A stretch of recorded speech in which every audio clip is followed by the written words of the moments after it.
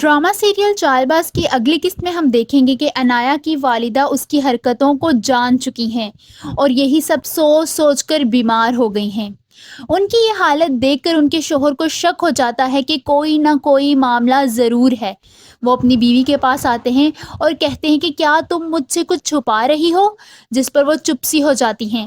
عنایا کے والد کہتے ہیں کہ اگر عنایا سے متعلق کوئی بات ہے تو تم مجھے بتا سکتی ہو، کیونکہ ان کو بھی عنایا کی حرکتیں مشکوک لگ رہی ہوتی ہیں۔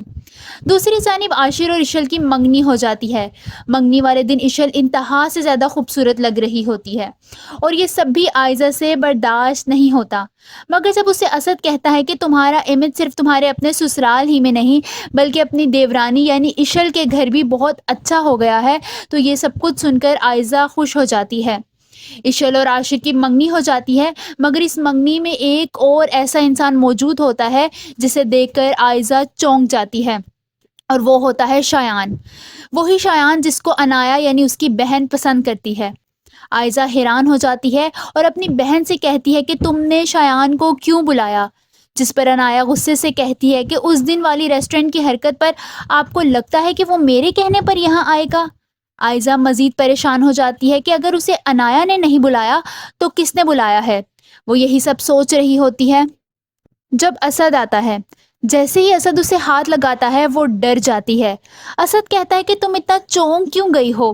ایک پل کو عائزہ کو لگتا ہے کہ وہ پکڑی گئی ہے، مگر دوسرے ہی لمحے وہ یہ کہہ کر بہانہ بنا دیتی ہے کہ میں بس عنایا کو ڈھونڈ رہی تھی۔ سچ تو یہ ہے کہ وہ عنایا کو نہیں بلکہ شایان کو ڈھونڈ رہی ہوتی ہے۔ اسے شایان سے پوچھنا ہوتا ہے کہ وہ یہاں کیا کر رہا ہے۔ عائزہ شایان کو ڈھونڈتے ڈھونڈتے گھر کے اندر چلی جاتی ہے۔ اس سے پہلے کہ وہ شایان کو دیکھتی، شایان خود ایک دم اس کے سامنے آ جاتا ہے۔ وہ مزید چونک جاتی ہے۔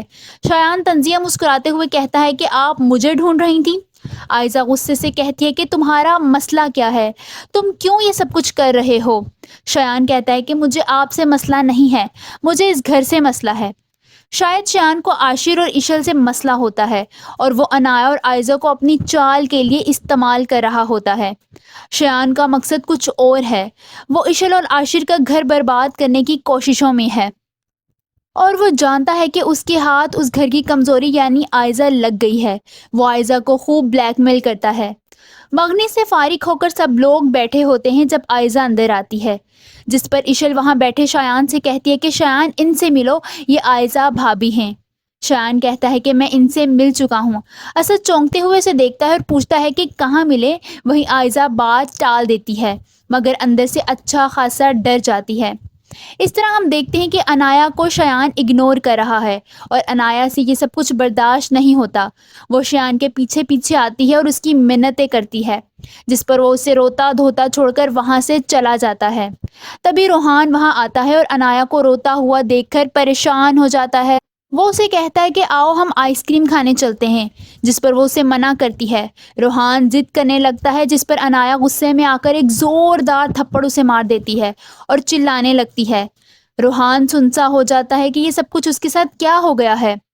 کیا آپ سب کو لگتا ہے کہ عائزہ شایان کے ہاتھوں کٹ پتلی بن کر اپنے سسرال کو تباہ کر دے گی، یا پھر سے اپنی کوئی چال چل کے شایان کا پتہ بھی صاف کر دے گی؟ کامنٹ میں اپنی رائے کا اظہار ضرور کیجیے۔